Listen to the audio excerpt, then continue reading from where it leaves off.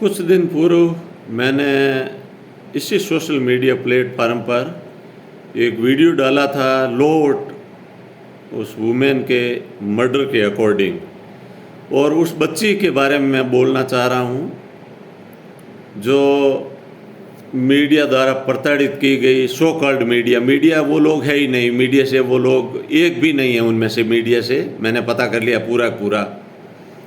अब ये सीधा चाइल्ड एब्यूज़ का केस बन रहा है।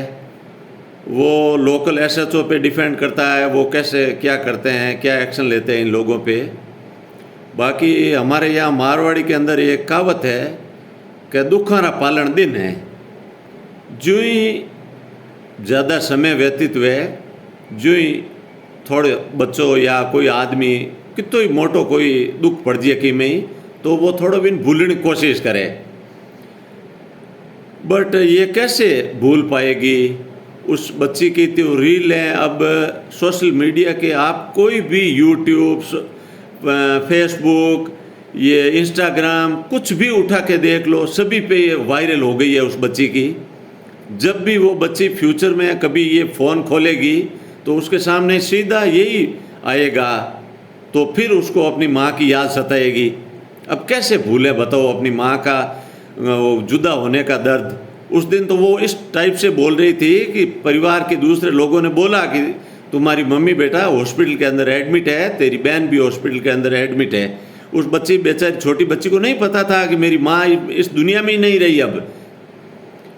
अब उन लोगों की तो मानवीय संवेदनाएं मर चुकी है, जो लोग ये मीडिया चैनल या ऐसा कुछ चलाते हैं। अब जब परिवार के सारे लोग बिखर जाएंगे, क्योंकि रोज़ तो उनके घर कोई रह नहीं सकता, परिवार का निकटतम सहयोगी कोई भी होगा वो अपने घर चला जाएगा, तब वो सिर्फ घर के सदस्य रहेंगे उस घर में। तब उस बच्ची की आँखें अपनी माँ को देखती हुई, माँ मेरी कहीं बाहर से आ नहीं रही है, या मेरी माँ कहाँ है, उसको हर पल अपनी माँ की याद सताएगी। तुम लोग तो 4 दिन के लिए अपना व्यू वगैरह ऐसा बटोरने के लिए ये नाटक तुम लोगों ने कर दिया। अब उसको कौन संभालेगा? अब उसकी माँ कैसे वापस आ पाएगी? और तुम मीडिया वालों का फ़र्ज़ क्या था? आपको तो एसएचओ की बाइट लेनी थी, या एसपी की बाइट लेनी थी, या फिर आपको जो लोग आंदोलनकारी थे उनकी बाइट लेनी थी कि भाई आपकी क्या मांगे हैं, आप क्या डिमांड कर रहे हो, और ये केस कब तक ओपन हो जाएगा। इस टाइप से आपको उन लोगों से बात करनी चाहिए थी, जबकि आपने सीधा टारगेट बनाया उस छोटी बच्ची को। 18 साल तो क्या, वो तो 10 वर्ष से भी कम है उम्र में। वो बच्ची बेचारी क्या जाने उस चाकूबाज से क्या भिड़ना, कैसे भिड़ना, और जिसके दोनों हाथों में चाकू हो। यदि पुलिस का कोई ट्रेनिंग शुदा कमांडो भी होता उस जगह पे, वो भी नहीं, रात को सोए हुए व्यक्ति पे यदि कोई हमला कर दे तो वो कैसे जवाब दे पाएगा? थोड़ी आप अपने दिमाग पे जोर डाल के सोचो इस बात को। कोई नहीं दे पाएगा, सोता हुआ व्यक्ति कैसे जवाब दे पाएगा? फिर भी उस बच्ची ने बहुत सारी हिम्मत जुटाई। उसने अपने भाई को लिया, अपना मोबाइल लिया और भागी वहाँ से, घटनास्थल से। और जो बड़ी बहन थी वो बहन उससे भिड़ी, उस दुष्ट पापी जो था उससे भिड़ी, टक्कर, एनकाउंटर हुआ उनका, फेस बाय फेस एनकाउंटर हुआ। तब वो चोर दुष्ट वहाँ से भागा।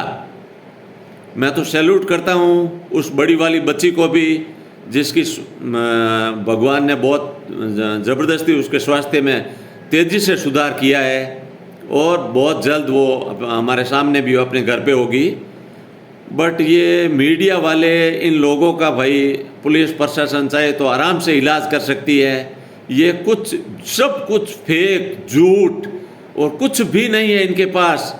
बकवास, डिग्री, कुछ भी, कोई इनके पास कुछ सामान है ही नहीं।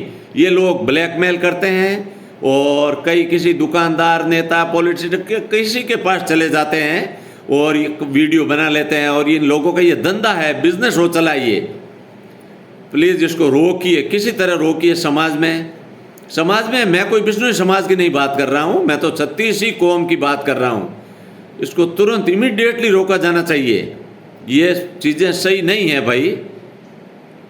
वहाँ के एसपी को भी संज्ञान में लेना चाहिए कि ये कौन से ये लोग हैं। यदि उस बच्ची की वो कुछ लेना उनको उससे पूछना भी था तो उसका चेहरा ब्लर करते।